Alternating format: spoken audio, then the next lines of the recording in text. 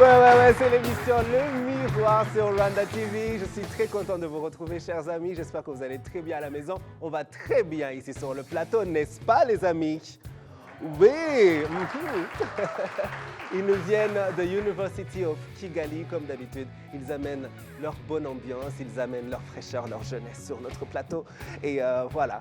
Et aujourd'hui, on va parler avec un de nos invités préférés sur cette émission, Le Miroir, un de nos artistes préférés ici au Rwanda. Il écrit si bien, il écrit des écrits d'une si grande importance.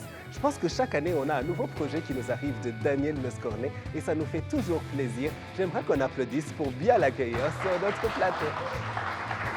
Bienvenue. Oui, la dernière fois, je devais introduire, vous voyez, quand on rencontre une personne pour la première fois, on introduit, on donne des détails et tout ça, on fait connaissance. Mais là, vous êtes déjà, on vous connaît très bien. Je suis dans la maison. Oui, vous êtes à la maison. Même pour ceux qui aiment l'émission Le Miroir, ils vous reconnaissent déjà. Ils savent votre histoire. Ils apprécient votre travail, tout comme nous. Merci. Et oui, je suis vraiment très content que vous soyez de retour. Et pas juste de retour avec un livre aussi. Oh mon Dieu, j'aimerais qu'on applaudisse pour Daniel. Oui, je ne sais pas, j'ai envie d'en dire plus, mais je pense que je vais m'arrêter là parce qu'il faut qu'on parle de son travail et de ce livre. Alors, vous avez, si Kigali était compté, je pense que sur le temps, ce sera un classique, tout simplement. Oui. Je l'ai à la maison, au salon. Et à chaque fois que j'ai des invités, surtout qui vivent à Kigali ou qui viennent surtout d'ailleurs, ils disent « Oh mon Dieu, ça, je veux ça, je veux ». Je dis « Oui, c'est en vente, allez trouver vos copies. Moi, ça, c'est la mienne. » Merci beaucoup, merci. Oui, c'est un livre très intéressant. Merci. Après ça, vous avez travaillé sur plusieurs livres. Il y a aussi un livre qui était très intéressant, Entendez-nous. Oui, avec les veuves du génocide. Avec les veuves le génocide au féminin. Au féminin, oui. Avec les veuves du génocide. C'était aussi un concept intéressant et très important. Et cette fois-ci, vous venez avec un livre qui est destiné aux plus jeunes, cette fois-ci, n'est-ce pas? Aux jeunes, aux enfants. Aux enfants du Rwanda et de la Terre. Et j'aimerais bien lire le titre pour ne pas le massacrer ici. À la jeunesse du Rwanda et de la Terre, comprendre le mécanisme génocidaire. J'aimerais que vous nous parliez de ce livre. D'où est venue l'idée de travailler sur ce concept-ci et aussi son processus de création? Oui. Je suis parti d'un paradoxe, pas trop étonnant, mais fort, c'est-à-dire au Rwanda, je pense qu'aucun pays post-génocide n'a autant travaillé en ce qui concerne les responsabilités, la vérité, les témoignages, travail au corps ces années. Ça n'a jamais existé dans aucun post-génocide, aucune société n'a fait ce travail. Et en même temps, c'est là que se situe le paradoxe, la transmission de parents à enfants, la transmission d'écoliers à professeurs, ce n'est pas très surprenant, mais a quelques difficultés à se faire. Alors, ce n'est pas surprenant parce que tous les problèmes de transmission sont difficiles. Moi, je suis grand-père, je suis père, je sais que travailler à transmettre... Sigmund Freud disait que c'était un métier impossible, c'est d'être parent, c'est un métier impossible. Il y a toujours une telle disharmonie entre adultes et jeunes que c'est très difficile. Mais en matière de génocide, évidemment, les difficultés sont accrues parce que les adultes, eux, ont été traumatisés, bien sûr, quelle qu'ait été leur situation dans cette histoire. Les enfants eux-mêmes, on leur dit devoir de mémoire, c'est-à-dire dès qu'on parle devoir déjà, pour un enfant, il y a déjà une position de retrait. Et puis bon, comment dire, comment faire? C'est-à-dire, alors même si quand on ne dit pas, on ne peut pas se taire quand même, il y a tout un tas de choses qui passent, mais engager un vrai débat entre enfants, jeunes et adultes, c'est particulièrement difficile. Et c'est d'autant plus important que de tenter de faire bouger un peu ce paradoxe, hein, que la situation mondiale, elle, fait que les problèmes de massacre de masse, de génocide, sont partout. Vous mettez la télévision, vous mettez la radio, vous prenez un journal, vous avez une discussion. C'est aujourd'hui quelque chose de fondamental pour tout le monde. Donc ça traverse tout le monde et c'est très difficile à aborder. C'est très difficile à aborder entre générations. La marée un peu, c'est-à-dire tout ce qui était les conflits sociaux, économiques, ont tendance à tourner, on le voit bien en Europe, on le voit dans surtout les territoires, à tourner sur des conflits identitaires de plus en plus. C'est vrai. Il n'y a pas moyen de... On ne peut plus dire on veut protéger les enfants en évitant tout simplement. Parce qu'on ne peut pas éviter. C'est impossible. Ça traverse. Et surtout au Rwanda, qui, eux, ont vécu le génocide. Et cette marée noire, là, je dirais, est en train de gagner, malheureusement, la terre entière. Et donc, se poser les problèmes de la prévention des génocides devient une affaire pour la jeunesse. C'est elle qui se retrouve en face de cela. C'est-à-dire que le génocide n'est pas derrière nous. Je ne dis pas qu'il y aura obligatoirement des génocides, mais les processus génocidaires, c'est-à-dire dans la longue durée, parce qu'un génocide, c'est ce qui le différencie des autres crimes contre l'humanité, c'est que c'est un processus dans le temps et qui passe par des stades spécifiques. Ce que j'appelle le mécanisme génocidaire. Et repérer ce mécanisme dès sa naissance, parce qu'un génocide, par rapport à tous les autres crimes contre l'humanité, on peut l'arrêter à tout moment. Encore faut-il le distinguer, le connaître, savoir comment il se développe, etc. Donc, l'idée était celle-ci. Alors, ceci étant, moi, j'avais une 60aine de pages écrites depuis 4 ans déjà sur ce thème. Je l'avais envoyé à des amis rwandais. Pas de retour. Ce qui montre la difficulté, même entre adultes. C'est vrai. Même entre adultes. Pas beaucoup de retours. Et comme toute personne qui écrit, si vous ne sentez pas que ça mord, en quelque sorte, bon, vous mettez ça dans un coin et vous attendez. Et puis, juste avant le 31e anniversaire, j'ai envoyé ça à une professeure de français au lycée Saint-Exupéry de philosophie et à 2 enfants de ma connaissance. J'ai dit, allez, Et surprise pour moi, tous tout de suite m'ont dit, mais il faut absolument sortir ça. C'est ce qu'il nous faut. Et je vais expliquer pourquoi ils m'ont dit c'est ce qu'il nous faut. Parce que juste sans vous couper, parce que voilà, c'est un livre qui est facile à assimiler. On peut le lire, je pense, en un après-midi. Oui. Et c'est un livre qui est destiné aux jeunes, à la jeunesse, comme c'est très bien dit dans le titre. Et dans son lancement, lorsque vous l'avez présenté publiquement, vous étiez entouré par le Rwanda Board of Education, qui est l'organisme qui organise tout ce qui est mais vous voyez, vous connaissez le REB, c'est ce qui organise l'éducation ici au Rwanda. Pourquoi est-ce que c'est aussi important de pouvoir le lancer ou le diffuser à travers disons, à travers les systèmes d'éducation qui sont déjà en place?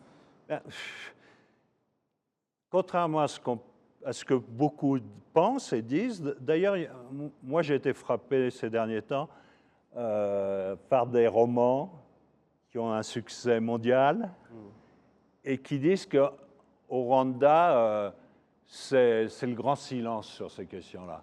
Je trouve que c'est pas juste, mais bon, c'est comme ça. La littérature devient un produit maintenant marchand, et donc ça marche comme ça. Mais il faut savoir, je discutais avec la secrétaire d'État hier, il faut savoir que dans les cursus scolaires, le thème du génocide est tout à fait présent. Sauf Sauf que les professeurs et les instituteurs en général ne s'en saisissent pas parce qu'ils sont eux-mêmes partie prenante de cette histoire.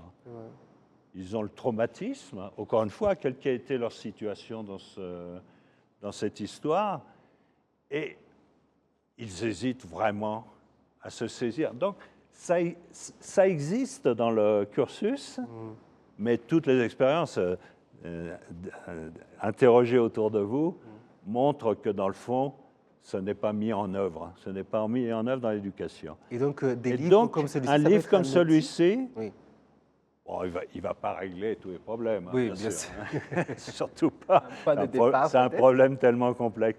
Mais un livre comme celui-ci permet d'entrer, justement par les axes que je viens de donner, permet d'entrer en douceur, avec le respect de l'enfant, vraiment, c'est très important. Quand je dis de l'enfant, moi, je dis que c'est un livre pour les enfants, mais premièrement, on a tous été enfants, on l'oublie trop souvent. Et c'est aussi pour les éducateurs, aussi pour les parents. C'est vraiment un livre pour l'échange. C'est un livre pour l'échange.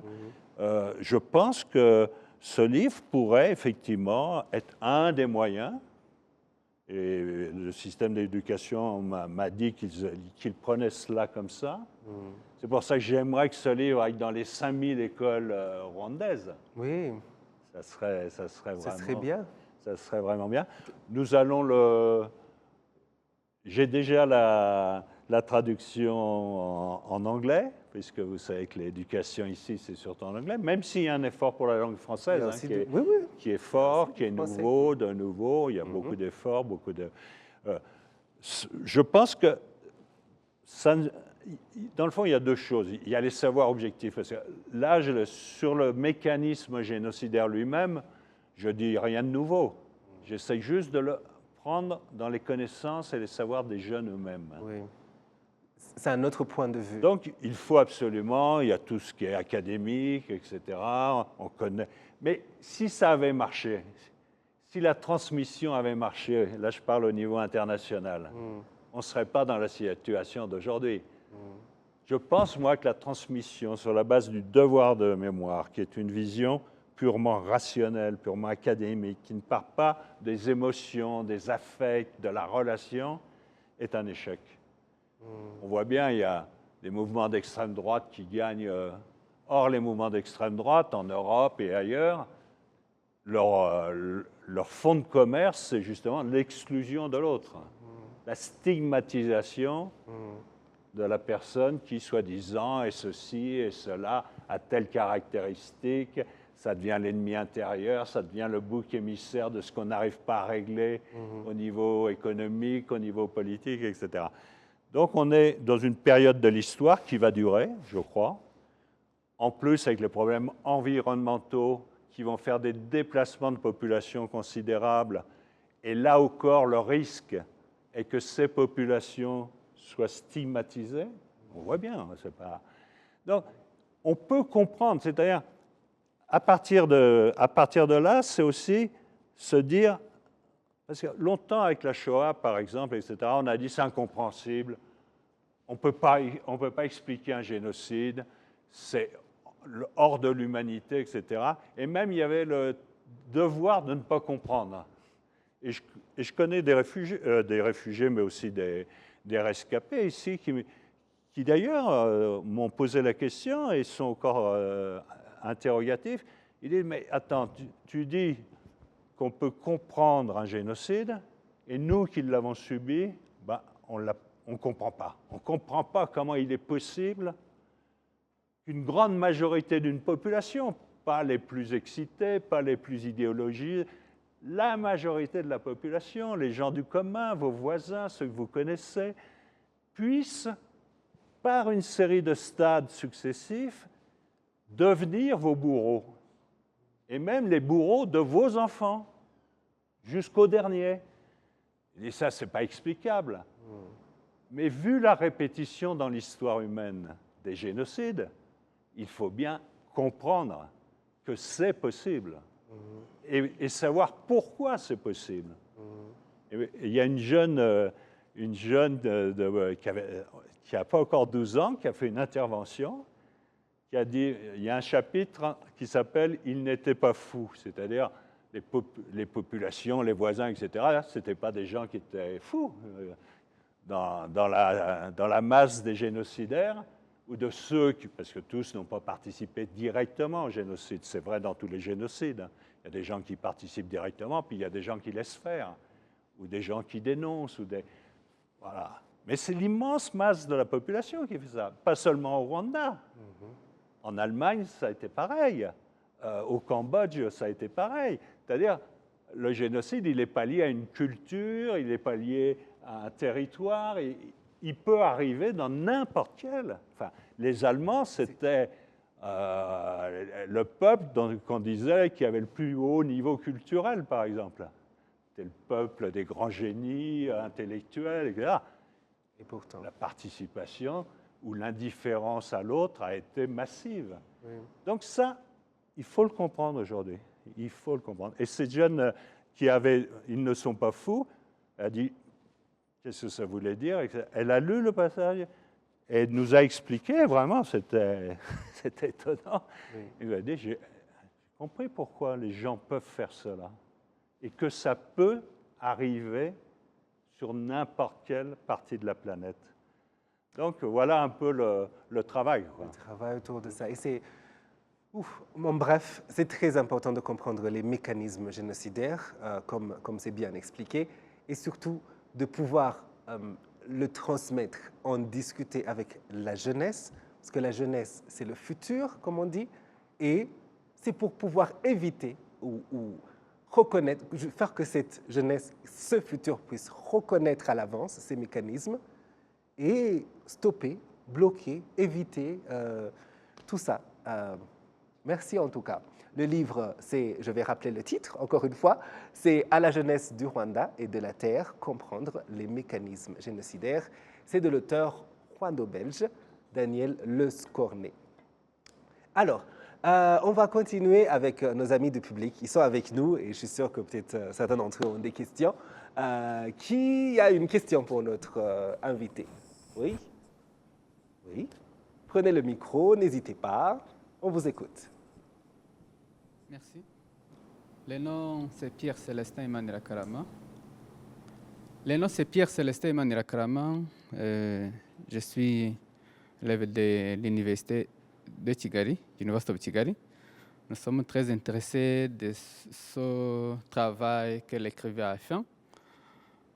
Si le génocide est perpétré contre les Tutsis au Rwanda,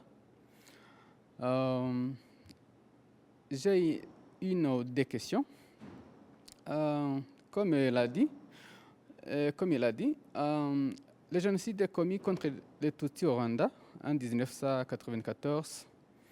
Il y a après quelques décennies qu'il y avait eu même le génocide commis contre les Juifs, quelques années après la Première Guerre mondiale. Alors, avec la communauté internationale, avait déjà dit bien avant que, avec le terme de Never Again, pour dire que le génocide ne devrait pas être commis partout où au monde. Et pourtant, quelques décennies, et c'était passé au Rwanda. On a vu, il y a même quelques tentatives d'autres formes d'atrocités, comme dans les pays limitrophes du Rwanda. Même à la présence de la communauté internationale et de l'armée de l'ENI, comme ça.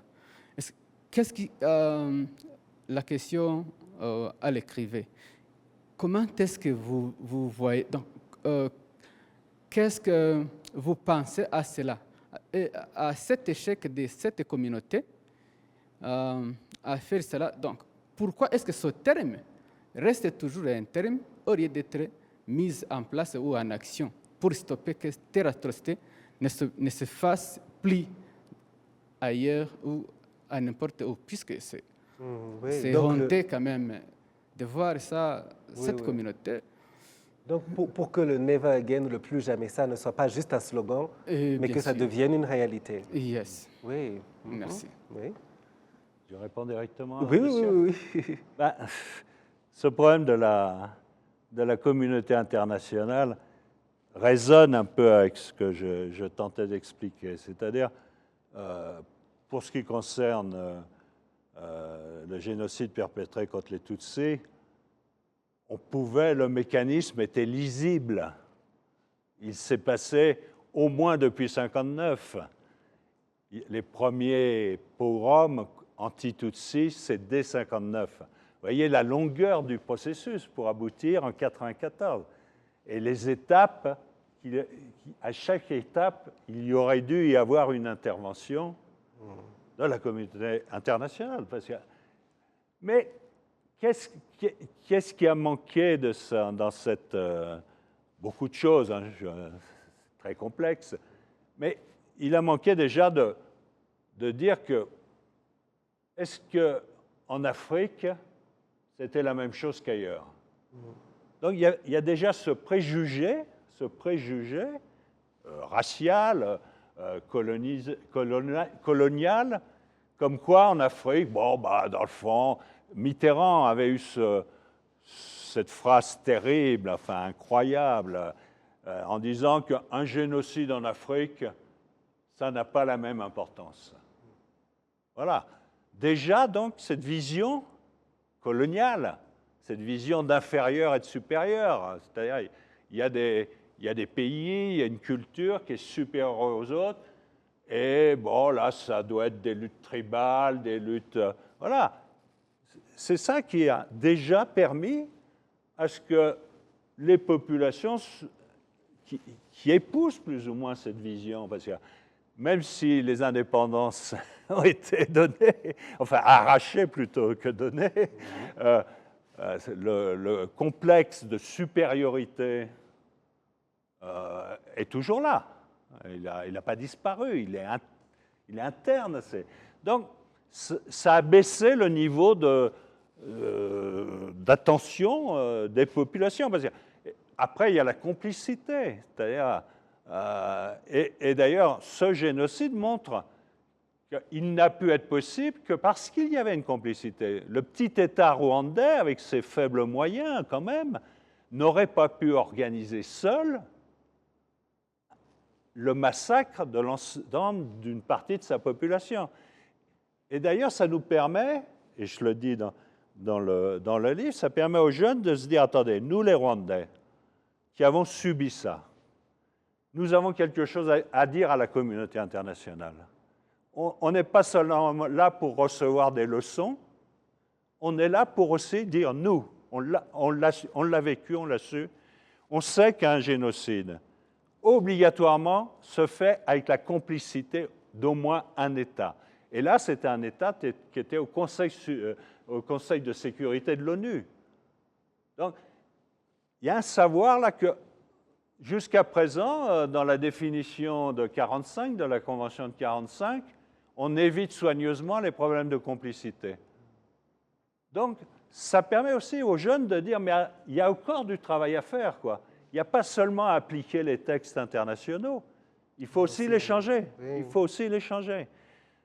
Donc, complicité, et de quel État, hein, c'est le mien, hein, je suis franco-rwandais maintenant, mais c'est pour ça que je me suis intéressé au génocide. C'est parce que je pense que ça participe de mon histoire nationale française, quoi. C'est pas quelque chose qui... Je viens pas là en spécialiste désincarné sur la chose. Non, non, je suis totalement partie prenante de cette affaire. Donc, la population, parce que la communauté internationale, vous savez, les États, dans le fond, un génocide, généralement, ça ne les gêne pas beaucoup. Ça ne change pas la géopolitique. Vous savez, si le génocide des Arméniens a été fait avec la complicité de l'Allemagne, par exemple, ça n'a jamais été mis dans les textes. Même le génocide des Juifs en Europe a nécessité une certaine complicité, entre guillemets, parce que, dans le fond, les Alliés savaient, contrairement à partir de 1941-1942, on savait qu'il y avait des camps de concentration, des camps d'extermination, etc. Mais les Alliés les Américains en particulier, ont dit nous, ce qui nous intéresse, c'est la guerre, le sort des Juifs. Par exemple, les lignes de chemin de fer qui amenaient les convois de Juifs de toute l'Europe dans les camps d'extermination, ils n'ont jamais été bombardés, par exemple. Or, il aurait été facile pour les armées alliées. Donc, on n'a jamais mené la guerre contre le génocide. On a mené la guerre contre la guerre, mais jamais contre le génocide. Donc, toutes ces explications-là montrent, enfin, j'en donne quelques-unes là, mais montrent que la communauté internationale, si les populations ne sont pas attentives, laisse faire. Ou s'y associent. Pas parce que la France voulait que les Tutsis soient exterminés, mais parce que la France voulait garder son emprise sur la géopolitique africaine et considérait que le Rwanda était un verrou de l'Afrique qui n'était plus coloniale, mais qui était néocoloniale en main de la France. Et c'est pour ça que non seulement elle a laissé faire, mais elle a combattu le FPR, qui était le seul qui était capable, parce que dès 1990, si la France n'était pas intervenue, il n'y aurait pas eu de génocide. Il y aurait eu la guerre, effectivement, des victimes, mais qui n'auraient rien eu à voir avec le génocide. Donc, la communauté internationale ne bouge, on le voit encore dans les massacres de masse aujourd'hui, que si les populations réellement se mettent en mouvement, quoi. Donc, encore une fois, on revient à comprendre les mécanismes, à l'importance de les comprendre, de les reconnaître, de les identifier, pour pouvoir justement dire à l'avance, s'impliquer à l'avance et dire non, stop, il faut que ça s'arrête maintenant. Merci beaucoup pour toutes vos contributions. À chaque fois que nous faisons un épisode avec vous, je me rends compte qu'on a besoin d'un peu plus de temps pour cette émission. Parce que c'est une émission de 30 minutes. On devrait faire 1 heure, une édition spéciale, 1 heure. Parce qu'on a toujours beaucoup à apprendre de vous, beaucoup... on se perd dans la discussion, dans votre façon de comprendre, de parler, de raconter.